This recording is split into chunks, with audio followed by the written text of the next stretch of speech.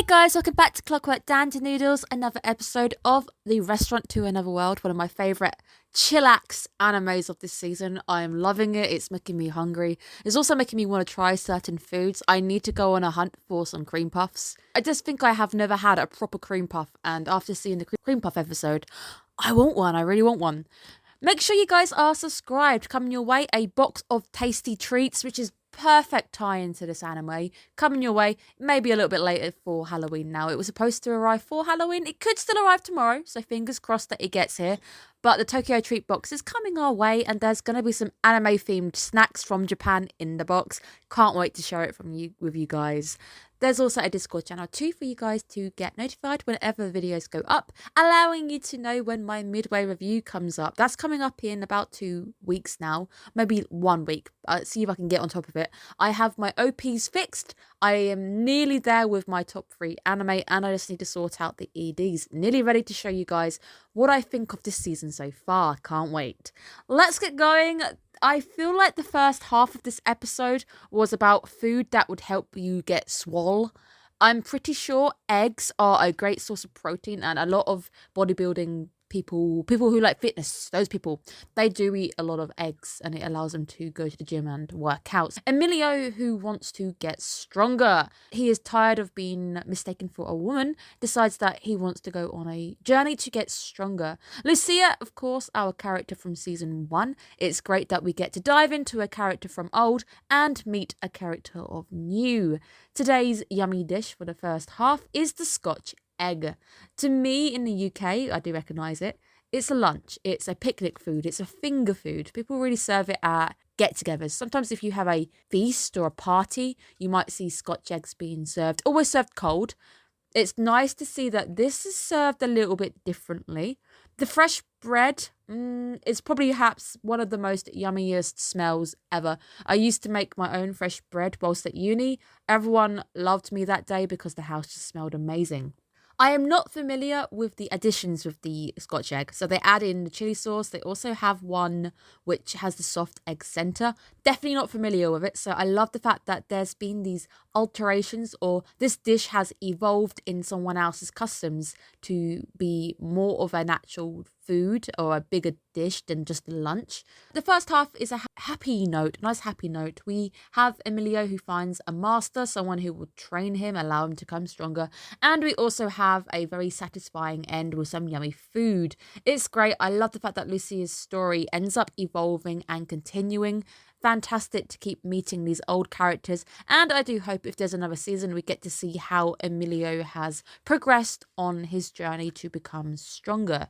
So the second half is sadly not such a good note. It is a sad note. Giselle, the old maid, has sadly passed away, leaving a giant Mont Blanc gap in the hearts of many within the world that she lived in, the house that she, of course, served within. The search for Nicoya has begun. We have a retired treasure hunter involved, which is quite cool. I didn't catch his name, but we will call him Mont Blanc because that's the name he ends up gaining anyway.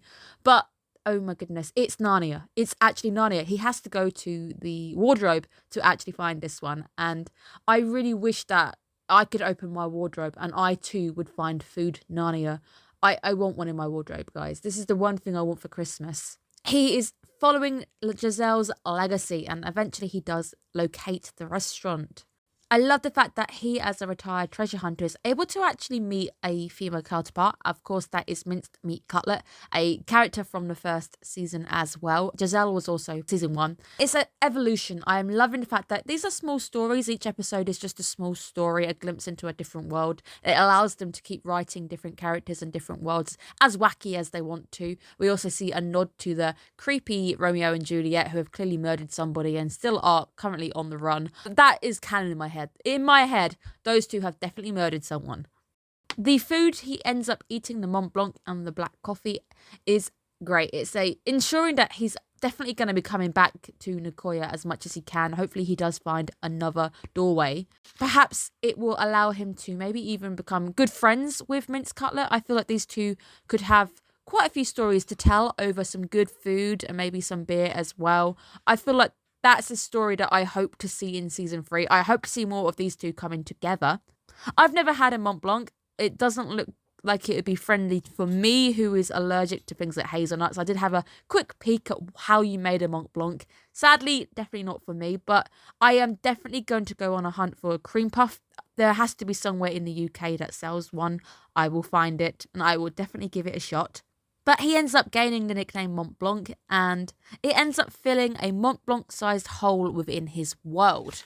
The nice little end scene where the owner expresses his sorrows over losing a familiar face. All of his customers end up becoming regulars, especially as it's only certain people who know how to make their way to the restaurants. He obviously would start to pick up on faces who came in and must have seen them as friendly and cared about his customers. So seeing the loss of a familiar face is sad, and we end on a slight sad note, which is quite sad, but it is another fantastic episode. They're so wholesome. These episodes are so wholesome and I love them. I really do enjoy this anime. Not enough people are watching it, sadly. And that's also going to be the same with hidden gems like Bartender. I don't think I've ever met another anime follower who has watched Bartender. If you're out there, give me a wave, because I think I might be the only one who saw that anime. Maybe I'm even making it up. Have a great day, guys. Make sure you are looking after yourselves, having some of your favourite food. I will see you again next week for another wholesome episode of The Restaurant to Another World. Bye-bye, guys.